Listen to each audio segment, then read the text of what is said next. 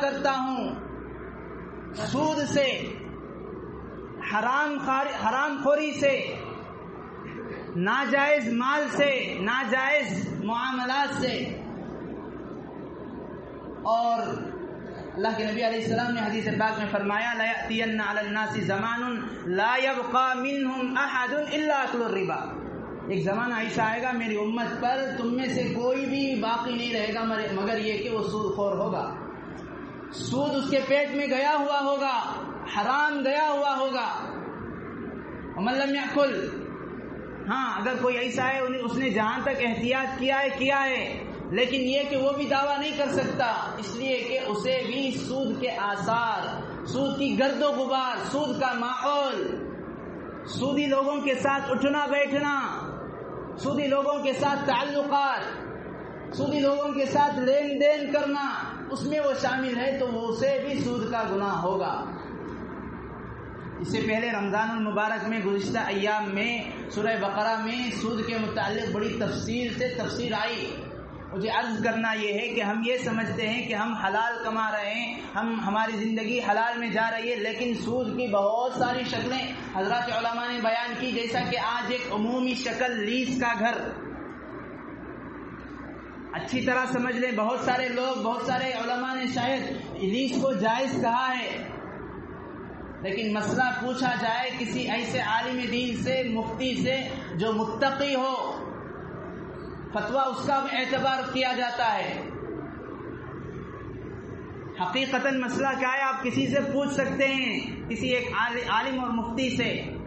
Lease کا گھر ناجائز، حضرات علماء نے سود کی ایک شکل اسے بتایا ہے، یہ بھی سودی کاروبار، لیز کا گھر لینے دینے والا، یہ بھی دونوں سود کے گناہ اور وعید میں شامل۔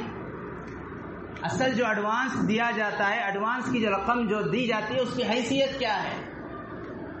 پیشگی کرایہ۔ ایڈوانس کو اگر سمجھنا ہے آسان الفاظ میں، شریعت کے نقطہ نظر سے، ایڈوانس کی حیثیت کیا ہے؟ پیشگی کرایہ، پہلے دیا جانے والا کرایہ۔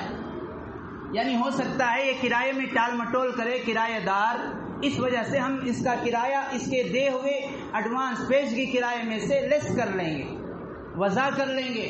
اسی وجہ سے بڑے بڑے شہر، ممبئی، بامبے جیسے علاقے میں ایڈوانس کتنے مہینوں کا لیا جاتا ہے آپ کو علم ہے؟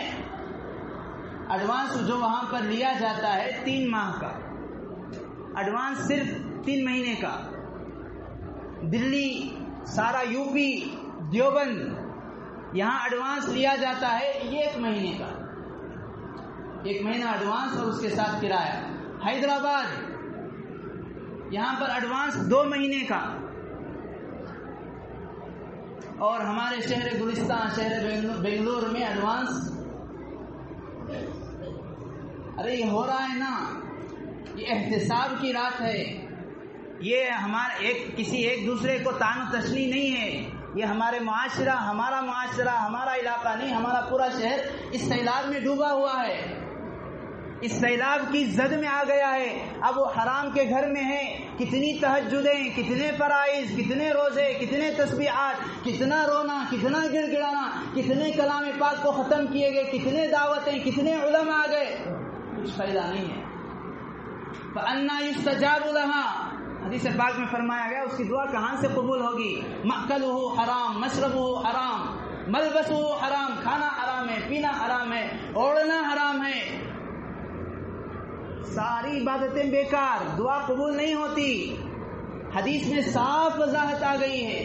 اللہ کے نبی نے فرمایا ایک آدمی پراگندہ بال اور سفر کی حالت میں ایسا ہے کہ اسے دیکھ کر یہ معلوم ہوتا ہے بیچارہ اتنا فقیر اور اتنا دنیا سے بے رغبت، اتنا زاہد فی دنیا کی دنیا سے کچھ لینا دینا نہیں ہے، بال بکھرے ہوئے، بدن پر کپڑے پھٹے ہوئے، دھول گرد و غبار میں لدا ہوا، اللہ کے سامنے ہاتھ اٹھا کر دعا کر رہا ہے، رو رہا ہے، گڑ گڑا رہا ہے، ریگستان میں ہے، کہاں سے اس کی دعا قبول ہوگی؟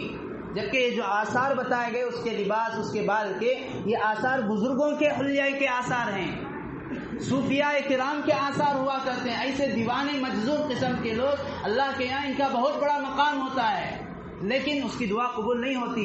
کھانا پینا، اس کا اوڑھنا، اس کے کاروبار سب حرام ہے۔ بزرگان محترم، اس لیے عرض کرنے کا منشا یہ ہے کہ ہم ان جیسے بڑے بڑے گناہ جن پر آدمی جب تک سچی پکی توبہ نہیں کر لیتا، یہ عزم نہیں کر لیتا کہ میں جہاں تک ہو سکے ان سے بچوں گا، تب تک اس کی عبادتیں قبول نہیں ہیں۔ جب دعائیں قبول نہیں تو عبادتیں کہاں سے قبول ہوں گی؟ الدعاء مخ العبادت، عبادتیں قبول ہونے کے لیے اللہ کے سامنے رونا پڑ رہا ہے، گڑ گڑانا پڑ رہا ہے، آدمی محنت میں ہے، محنت میں لگا ہوا ہے۔